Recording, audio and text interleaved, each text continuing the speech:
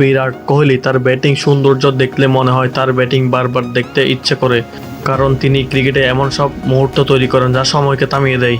আন্তর্জাতিক ক্রিকেটে back to back সেঞ্চুরির রেকর্ডের শীর্ষে যে নামটা জল করছে সেটাই হলো বিরাট কোহলি।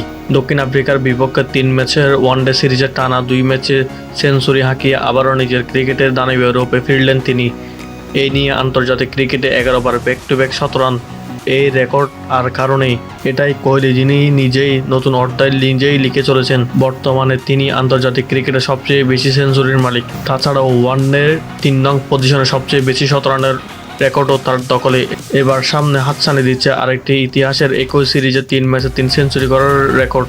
সাউথ আফ্রিকার বিপক্ষে শেষ ম্যাচে আর একটি শতরান পেলেই ওয়ানডেতে আবারও হবে সেঞ্চুরি হ্যাট্রিক।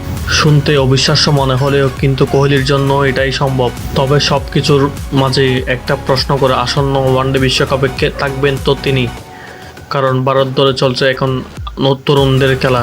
বিরাট কোহলির সামনে এখন অপেক্ষায় আছে ক্রিকেটের ইতিহাসে সবচেয়ে মহাকাব্যিক রেকর্ড, 100টি আন্তর্জাতিক সেঞ্চুরির রেকর্ড।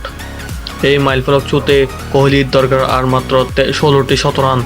সময় আছে, সুযোগ আছে, আর সাথে আছে লক্ষ কোটি দর্শকের ভালোবাসা। এখন দেখার বিষয়, ক্রিকেট প্রেমীরা কি ইতিহাসের সামনে দাঁড়িয়ে থাকবেন, দেখবেন কি নতুন এক লিটল মাস্টার বিরাট কোহলির 100তম সেঞ্চুরির মহাযাত্রা।